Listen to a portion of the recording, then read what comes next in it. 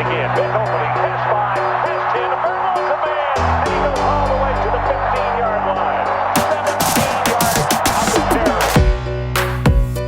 carry. Welcome back to the Believe in Badgers podcast on the Believe Podcast Network, presented by betonline.ag. Once again, I'm Matt Perkins, joined as always by Badger legend, the Hebrew Hammer himself, Matt Bernstein. Bernie, how we doing today? Yeah, buddy. Ready to break down this spring game. Oh, boy. Yeah, we are.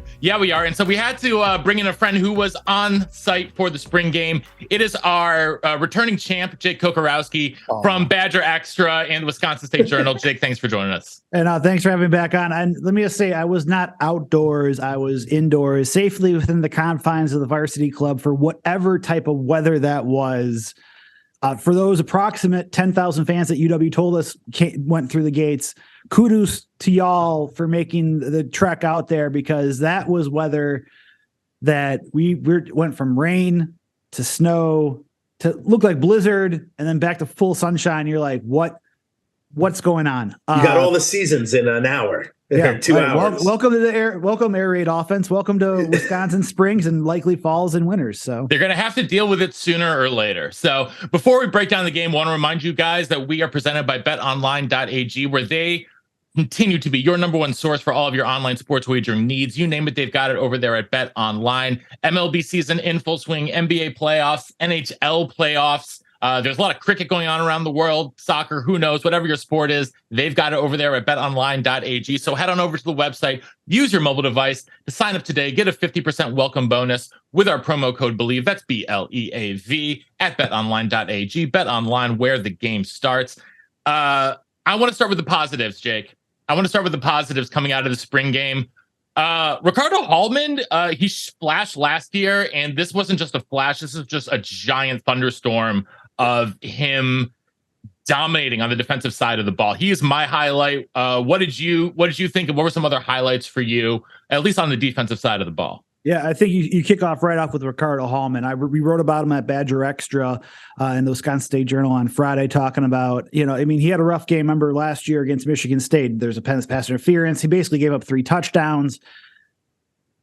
Comes back, didn't really play much the rest of the regular season defensively, and then he starts in the bowl game. But now you start seeing him utilize his ball hawking skills within this defense. And for those that don't remember, he's a 4-star recruit by Rivals back for the vaunted 2021 class. This is a player that, as a junior, according to UW's profile, had 8 interceptions his junior season before the pandemic. And so you see him, you saw what he's been able to, like, some of it's just you're in the right place at the right time. A couple of those interceptions where, there's a overthrow. Hey, he's right there. He just has to go over to the side of the field with his vision. He makes the interception. CJ Williams on his last one should be a reception for a long pass, goes through his hands. Again, right place at right time. And that's part of the thing of being a cornerback is, if you find yourself in the right place, if it's something like that happens, you're going to wind up with the ball in your hands. But the second one was the most impressive, where he read the coverage from Tanner Mordecai, and it was like a 4th down play. I was rewatching some of that spring game on replay, and, he read he ran Mordecai very well, turns back around and, blankets Chimere DK, puts him in position for the ball where he can make he looked like the receiver more than Chimere DK did. He comes up with a one-handed catch. And so not just that was 3 interceptions. He's had 6 in the last 2 practices. And he's been a consistent playmaker throughout the spring. And Luke Fickell talked about him as one of the most consistent players on the defense. And they, I know it was on the broadcast and for the spring game on BTN, but other places, we talked to Luke Fickell now a couple of weeks ago. He mentioned that, when you're they want guys that are consistently good, because then they can become consistently very good and consistently great. There's this progression, and you've seen him. And again, it's just the spring. And I also say with, Phil Longo on like Wilde and Tosh on ESPN Wisconsin mentioned that there's going to be like a simplified, they weren't going to like show everything. Essentially, he insinuated, right? But you have to see what you've seen from Ricardo Hallman has been lights out this entire spring. And I think, with a cornerback group that is very inexperienced overall as a group, you have 2 6th-year players and Alexander Smith and Jason Maitre, who, by the way, in the slot, Maitre has been very, very good. throughout these first 13 practices.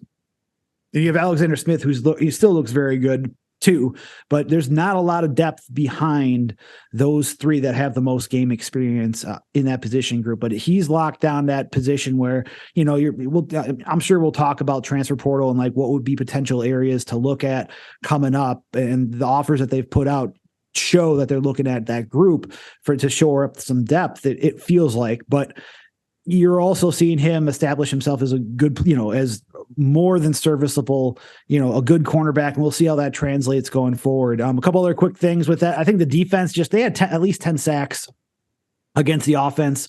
And it wasn't just all second or third teamers. There's first team sacks in there. So all three units were getting by. And I think what's interesting too about that all is it came from various groups. There were some defensive line sacks. Gio Paez, Rodas Johnson came through with the second team and the first team there. Outside linebacker group, the second team Caden Johnson came free. You had some others with the third team like Jordan Mayer. But the inside linebackers, Jordan Turner I counted at least 2 for him. You had Muma. I think Muma came in for one of them. Jake Chaney, even like Garrison Soliday, the walk-on inside linebacker made. So like you're looking at with. You've seen the various schemes that are different now compared to what you saw, which was basically a base 3-4 and a kind of a 2-4-5 nickel look from Jim Leonard's previous scheme since 2017. But now you're seeing just how they're varying up techniques, alignments, and you're seeing the players buy in because you're starting to see this generation of pressure. And for as good as the offense has looked at times this spring, which it has, I would say that offense, just how not great it looked like with the turnovers. I will still call that an outlier compared to the rest of the spring, but this defense is coming along, I would say, very well. Let's preface this. It's a spring game. Right. With completely new everything. So, I watched it and I was like, man, the offense doesn't look so good. But then I also thought back to every single time I played and I was like, dude, you do random things. You try to put a lot on the board so you can watch film and get it on there. You have a lot of new players. And that's being in a system for 10 years, 20 right. years was already. So you're talking about like, how many practices did these guys get? Like 13? Yeah, right. 13 right now. Their 14th is Tuesday. So yeah. So you're talking about like 13 practice to learn an air raid offense coming off of like what we did last year and having 2 different coaches and like, dude. So I think the defense was great. I loved what I saw. I thought Tressel was big in that. I thought it looks like he got the guys ready to go. And I also would, you always expect the defense to be a little bit ahead. I loved what I saw from the front 5. I thought it was exciting. They were getting pressure with 4 dudes. Jordan Turner was going back and forth. How do you say 55's name? I love him. Muma Jungmeta. Oh, I love him. Muma was great. He was all over the place. So it's exciting to see these guys take this big step, like you were mentioning. And then obviously, we couldn't get the pass going, which is good for our DBs, right? Like I think that's a huge. That was the group that we needed the biggest step on defense to make. Right. So there's one other DB I want to quickly highlight. I thought Hunter Wohler was outstanding. Yeah, he's always great the entire time. I felt like he had 60 tackles. Like it felt like awesome. He was everywhere, and I like the way that they're moving him around a lot because we saw at the end of last year he can play in the box. Like he can genuinely line up as an outside linebacker and rush the passer. We saw that in the bowl game, right? I think he had at least 1 sack in the bowl game, at least late in the season. Coming from like an outside linebacker position. He's a guy that I'm very excited to see how Tressel's going to utilize in this defense. Right. And he's flying around. Like you see him like in like Colton Bartholomew, I call him my tag team partner on the Wisconsin football beat. We haven't challenged for the tag team title supremacy yet on the Wisconsin sports beat overall, but we should. We need to get Jim Polzin as our manager. That's a pro wrestling reference. Sorry guys. But you have a guy like, essentially you're seeing him like, you talked about this dollar position where it's like a hybrid type of role where it's a traditional safety with bit of an outside, an off-ball linebacker look, and you're seeing him just fly over. And we all knew that when Hunter Wooler committed back in December of 2019, that it was a huge get for Wisconsin because of, 4-star talent. You saw it on the field when he was at Muskego. And now and obviously last year, he probably could have had he would have had a huge year, in my opinion, if not for that leg injury that he suffered during the season opener that cost him until he got back on the Maryland game in November. This is a kid that you can see that they identify that talent where he could play multiple positions and disrupt. And again, this is still early on. So what else are they going to do with him down the road? I think he's going to be huge. And he was making plays on, I called it out in one of our observations after the practice, he's meeting Braylon Hallen and Bowie as a former roommate and just, giving a little tap, if you will. And how he chases him down. And I thought Braylon Hallen, by the way, if you're looking for offensive highlights, Braylon looked extremely solid. The run game for the first team offense looked very good. I felt between them and, Allen and Ches Malusi, you're going to, you have linemen that are known to, run block. Allen looked, I thought, very good, in the time that he was on the field, and the line was opening up holes there, which once you get that passing game going, it could be pretty lethal and hard to stop. But back to Wooler, I thought he, again, a kid that we all thought that could be special within a Wisconsin defense. And this is just another way that they're utilizing him. Dude, all right, let's switch over because we already almost halfway, and I don't really care about talking about the defense. They're always ahead in the spring game, and everyone always knows that, and everyone freaks out that the offense is not where it should be. I want to just reiterate, we're at 13 practices in a brand new scheme that is going to take time. Now, here's what I would agree, Jake. I thought Braylon just physically looks amazing. And I think I think they're going to be killers in this offense. I think we're going to run the ball a lot because those guys are studs. But I think mixing it in with the run pass option, it's going to be killer for defenses to try to stop.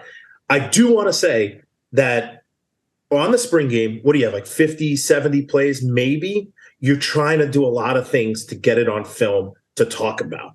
So you're not scheming to win. You're not, this isn't like Buffalo. We're not having a game plan. So Jake, off of that, because I remember doing we would do this fullback dive. It wasn't even a dive. It was a off tackle play. We did it 3 different times. We never did it in a game. So you're doing things in the spring game to see what it looks like, to get a feel if it's right or wrong, to get a feel for dudes, looking at guys. You only had 12, 13. This is 12 before the spring game. So you had 13 opportunities to get this look. Jake, off of what you saw, we're talking offense.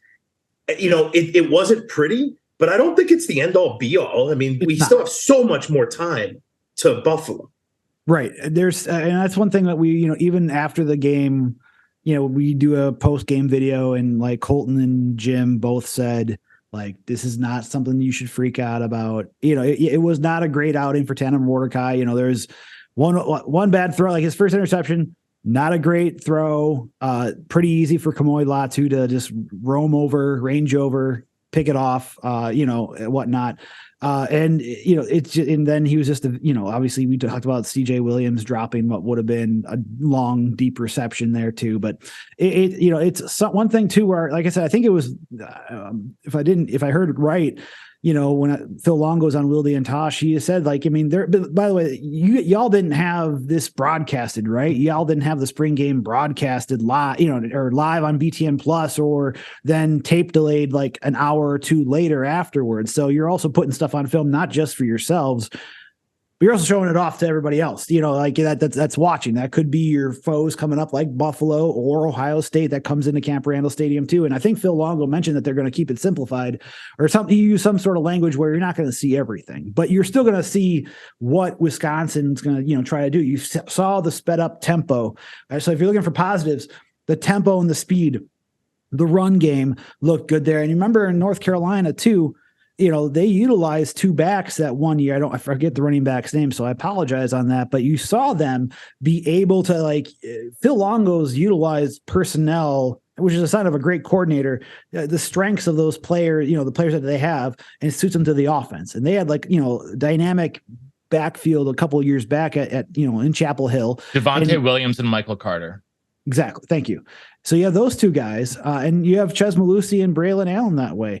So that's going to be and you can't take away a staple like the Wisconsin run game is the Wisconsin run game, and you have big guys up front now that that are they have that road grader type philosophy, and and they have pass blocking. They'll get that down too, but. It is, like I said, from what I took away from it too, you have that tempo. You can see how the short passes can complement. They turn into pseudo runs.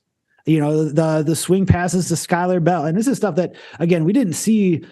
Some of the stuff we've seen in practice isn't necessarily, what y'all saw either. So like the way that they can utilize slot receivers in motion, how they can utilize, we didn't see much of Will Pauling. Will Pauling, I would say you didn't see many highlights from Will Pauling in the spring game, but Will Pauling, the Cincinnati transfer, has been a revelation during the other 12 practices. It seems like every day he's doing something, whether it's second team, first team, and getting open.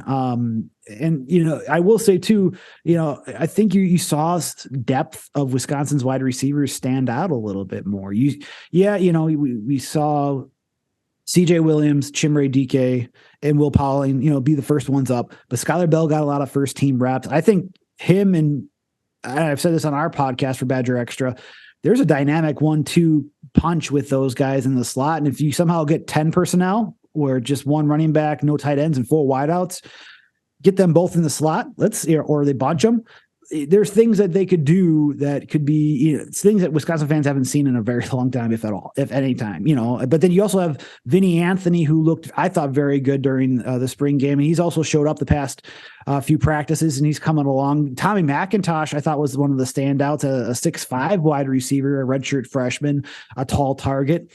And so, and you're seeing Quincy Burrows, they're talking about getting, and Chris Brooks before he got injured was outstanding in practice. Yeah, he looked good the first, few practices before, the leg injury that's now kept him out for the, it looks like, I think they technically call him extremely limited for the rest of the spring, but I'd be surprised, based off of what we've seen. I don't know if we'll see him Tuesday or Thursday, but he, looked good. And then we haven't even talked about Bryson Green, where, he didn't suit up for the spring game at all, but we've seen him do some independent position drills. So there's a lot to like, I think, with this offense. And yeah, it's just one practice, and, it was one glorified practice, and you didn't see necessarily the best, obviously 5 interceptions. You don't want that. And you don't want the protection stuff with 10 sacks, but there are some positives there that, again, I don't know if we've seen this type of depth where you could possibly have 8 to 10 guys that could be game ready down the road. Believe in Badgers is excited to be brought to you by Infinigods. Infinigods is a gaming studio with a suite of free, fun-to-play games centered around ancient mythologies and civilizations. Visit Infinigods.com to play their first game, Infinimerge, and learn about their upcoming tower defense game.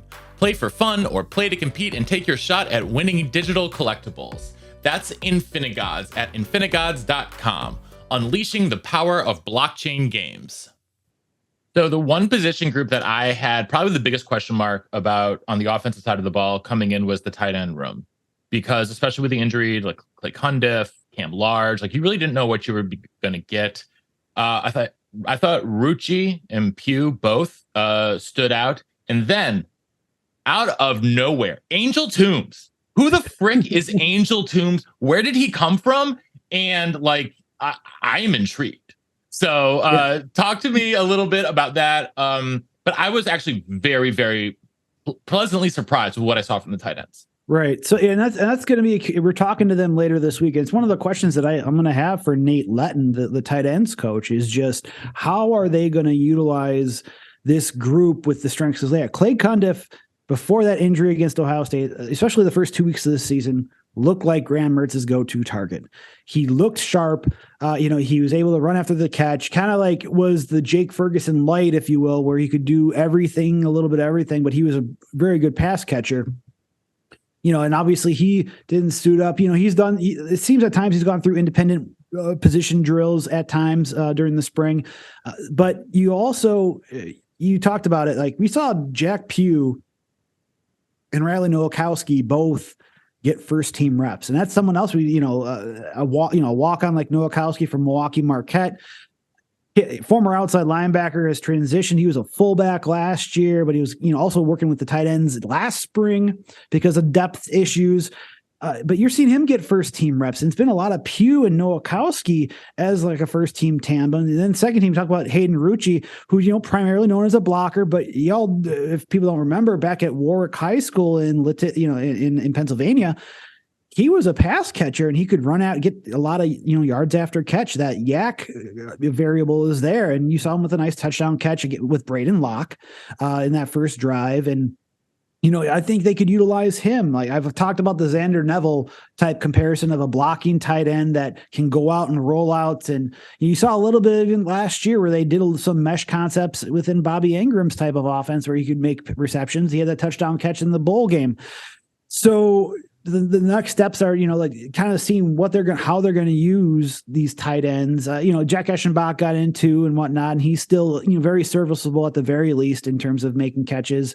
He was there mostly with the second team. And you mentioned Angel Toombs, who's a walk-on true freshman, again, from the Milwaukee area, who, does stand out in my eyes where, he's been getting in with the reserves, along with JT Seagreaves, one of the tight ends from the 2022 class. Yep. So you have those guys, it's been a pleasant surprise to see those guys work along. I think Pugh, it might be in my eyes, like he's the one that has a lot of, I think with what Phil Longo would want to do in terms of getting downfield. Like he in the seam, like he's a big body at 6'5". UW lists him at 233 on their spring roster, but I saw online that he said 252. So if he's up there, he looks like he's 250. So he looks like he's put on the weight and at 6'5" and can still run well. And he's gotten open during these practices and whatnot. So I think he could be someone that could really make an impact within this offense. We'll see just what happens. I think Cundiff can do the same thing, but I think that room is a lot better off than I think what people may have thought. And then also you have the future is looking bright when you have someone like a Grant Steck down from in Illinois, and you have Rob Booker from Moana Key, Rob Booker II, I should say. Both those players are, coming in for the class. So we'll see just how much it changes. But with the personnel that they have, I think they're going to be able to run the ball and utilize those guys, especially like goal line, like 12 personnel out of the shotgun with the air raid, have someone like a Rucci and someone else, like a Pugh or Eschenbach or whatnot, and utilize those guys as blockers and pseudo fullbacks, if you will, or just blocking tight ends.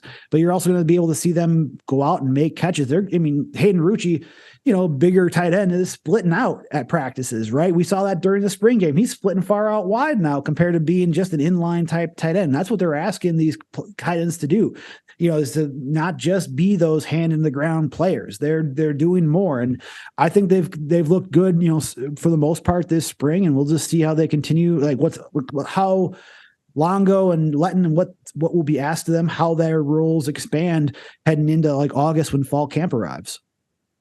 So Jake, let me ask you a question. Okay. Not based just off the spring game. Right. Based off of all of spring, what group do you think needs the most work still today?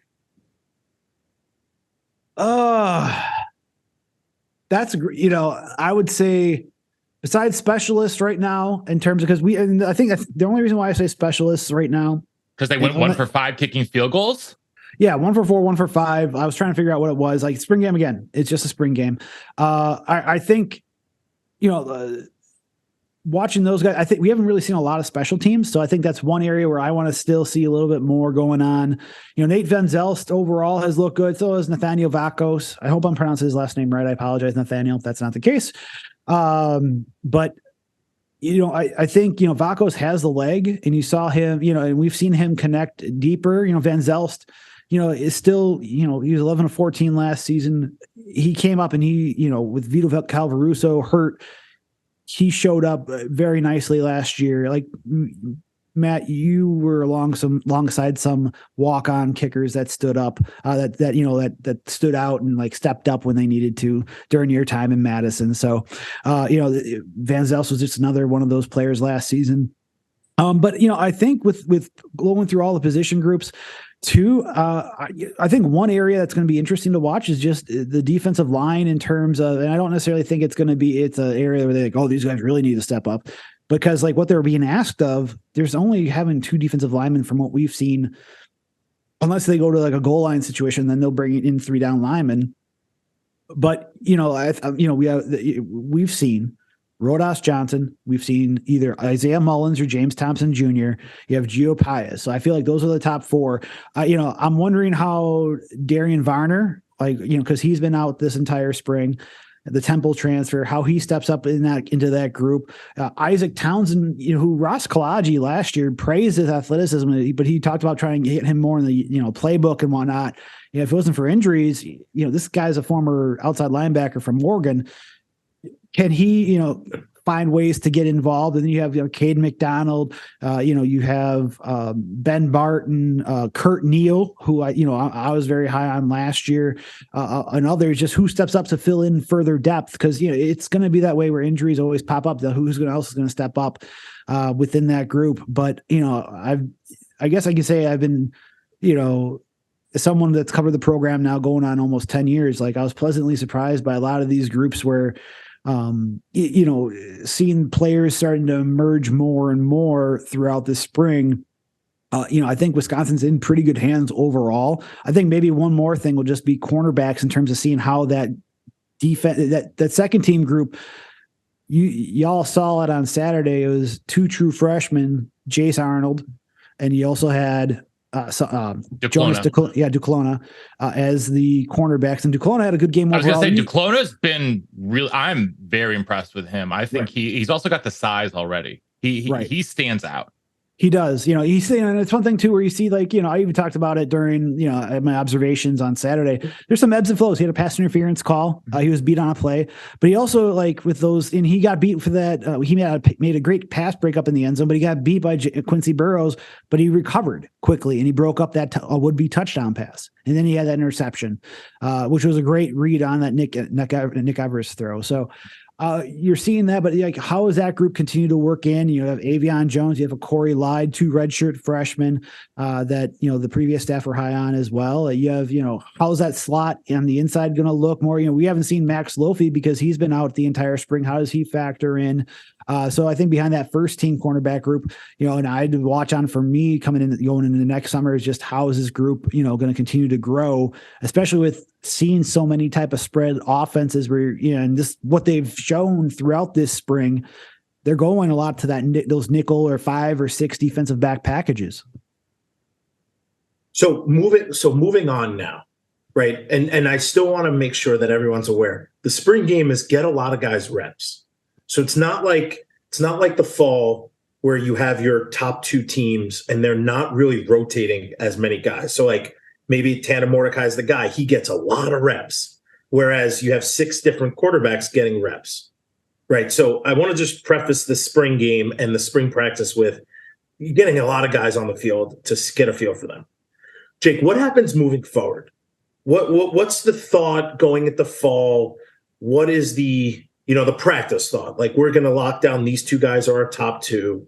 You don't really rotate a lot of guys in, 3s, 4s, 5s. So just give me your overall, where the progression, I guess, of the offense is what I'm asking moving forward. Because for me, just off the spring game and last year, the O-line, I think, needs to step up a little bit more. And I think our quarterback play just off of watching one practice. So I'm very tunnel visioned. Right. Could be a little bit better, right? Just off of watching the spring game. So tell me what happens from here moving forward.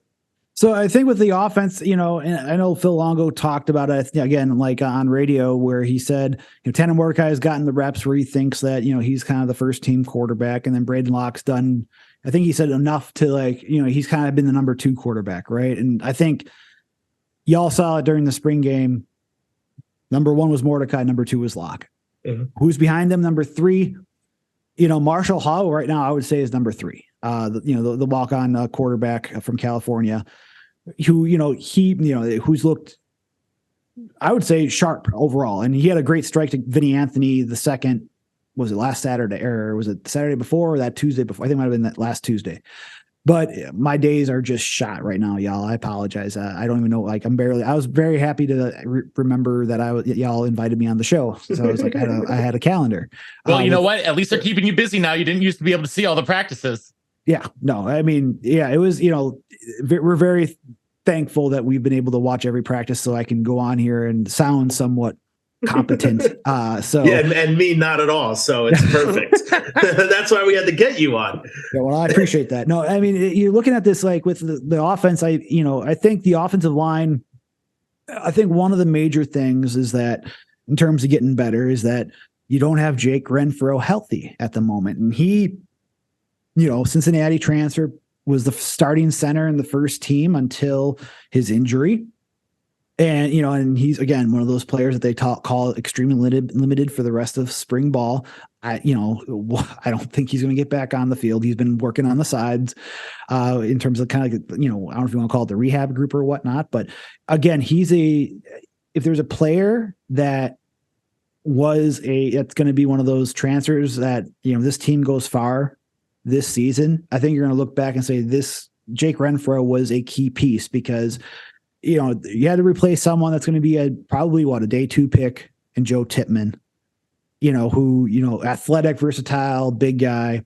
Renfro's a little bit smaller, but he knows Mike Brown and, Luke Fickell and others within this, so he's kind of a guy that knows the previous staff, but he also knows how to play center. He's an all AAC player back in 2021. I think when they have that, then you can see Tanner Bortolini work on either guard spots. I know he was working at left guard before the injury. I think that's going to help shore up a lot of things. I will say, I think spring's helped like someone like a Joe Huber, another Cincinnati transfer, where he's been getting work as the second team center, first team left guard. He worked some right guard earlier in practices. And Jack Bicknell Jr., they talked about, earlier in spring about the depth that they have. And we'll just see, like, obviously you're learning like a new line, it's a new scheme and what they're trying to do too. So it's, if there's a time to screw up or not look great, this is the time, because Jake, I totally agree with you. First off, you're talking about a pace that is times 7 the pace of before. Right. So these guys are more tired. So they have to think while they're exhausted. Right. And it's not easy as a lineman. Things happen very quickly. And you're seeing a lot of new stuff from our guys. There was a lot of blitzes, a lot of delayed blitzes, a lot of what are they when they cross? I'm blanking. Like mesh or stunts. A lot of stunts. Yeah. At least that's what I thought. A lot of line stunts and some linebacker lineman stunts. You're asking these guys to do a lot in a short period of time. So I still think they need to improve. Obviously, you can't give up 10 sacks in a game. Right. Absolutely. I do want to make one quick note on the line. My bold prediction for 2023 is that Joe Brunner will be starting at some point in the season. I mean, he looked awesome. I think he's looked, and from everything that I've heard, he's very good this spring.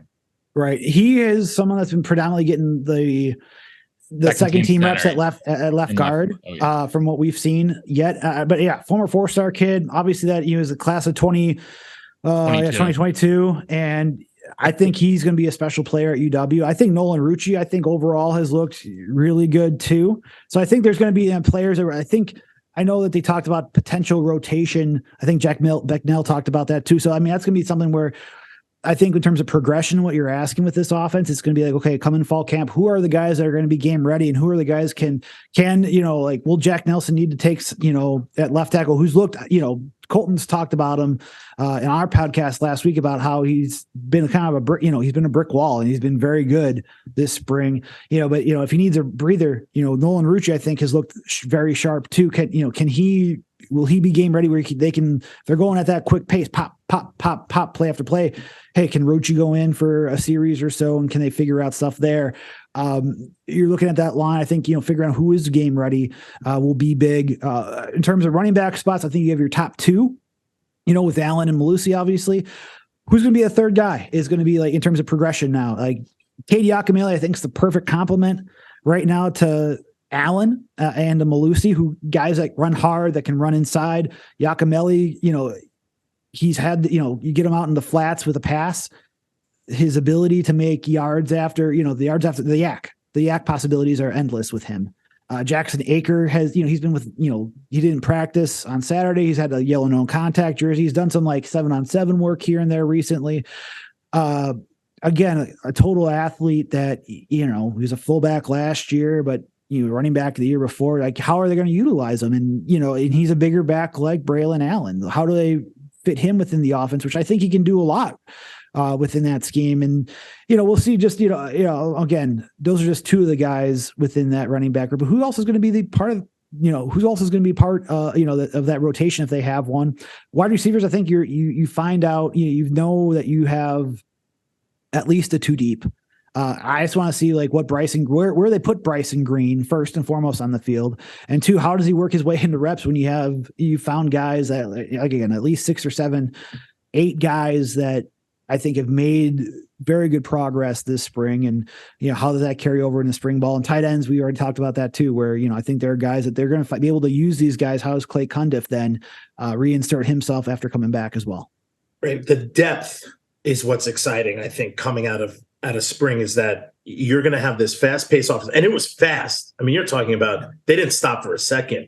They didn't even care that these plays weren't working. Some of them, they're just into the next one. I love that. You're going to need guys. You can't have 4 wide receivers. You're going to need 6 to 8. Right. You can't have 1 running back. You're going to need 3 or 4. These guys do just need a break. I do want to say one thing just off of pass protection. It took me literally like a year and a half to understand the pass protection on a basic offense. So think about what 5, and there's only 6 guys. We had tight ends. You had a lot more dudes who could block in the game.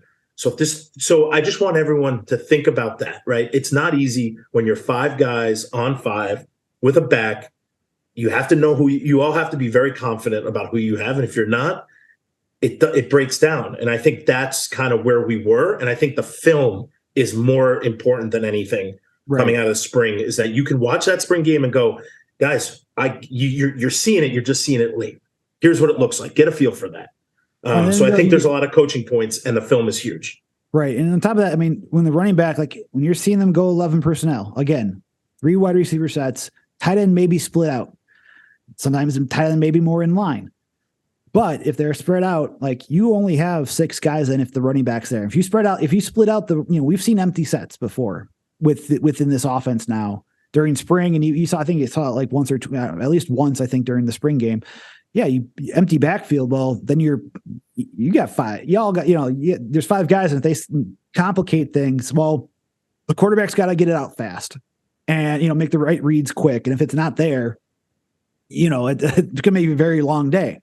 So, but you're seeing what Mike Tressel's doing on defense. But like you mentioned, as running backs, like it's trying to like communicate with the offensive line, trying to figure out where this is coming through and making those plays. Like I said, Saturday was rough on the offense overall, but you did see some bright spots, and it is just one practice. I promise you, there's been progress within this offense based off of what we've seen through 13 practices so far. So I think there's still a lot of positive with this offense. I think fans should be excited. I think fans should still be excited. We're not blowing smoke up, y'all. I promise you that.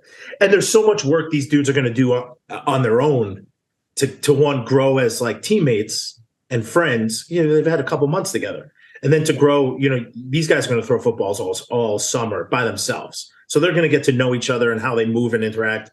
I'm really positive on the offense. I liked what I saw. I think it's only going to get better and better. And that's what it is. You go from, like, let's say getting 1,000 reps in 13, 14 practices to getting 10,000 reps at fall camp. So just the amount is huge. And then you build up to that point, and I know they're going to be strong, they're going to be physical, and now they know the tempo, so they're going to be conditioned. And I think that's a big part of this offense is the conditioning, because when you're tired, it's hard to react to things. Like, we all know that when I'm tired, I don't want to even get out of bed. So imagine having a blitzing linebacker coming at you. Like, you're not stepping up. You are, but you might be a little late, and that's what the defense is relying on.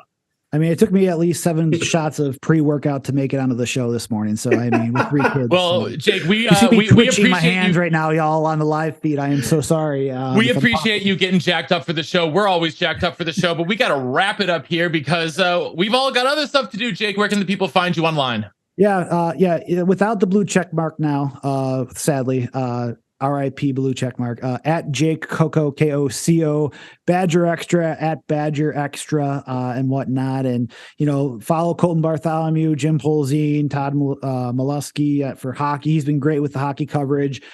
Michael McCleary, our new beat writer for the men's basketball program. He's doing a great job and whatnot. He's got some great things coming up too. So, give us a shot to earn your business. I know I know my old editor, John McNamara, used to use that line a lot for Badger Blitz, but just give it a chance because, we do have an expansive beat writing team on not just football. We're there to give you the full experience of Wisconsin athletics and covering it. And we do our best to report on it. I will say nobody does it better than Jake. I will say John does it equally to Jake. I cannot have biases between the two people I'm most thankful for in Wisconsin media. I love John. John and Jake are literally the reason that I was even able to sort of sustain this podcast at first. So I cannot thank you two guys enough. And it would be like choosing between children. I can't do it. Choosing between parents. No, it's okay. I wouldn't so want I'm not going to. So it's okay. Without the parents in this, don't worry. With that, we're going to wrap it up here today on Believe in Badgers podcast presented by betonline.ag. Thank you once again for tuning in. And until next time, on Wisconsin. On Wisconsin. Jake's not allowed to say because he's a member of the media. Exactly.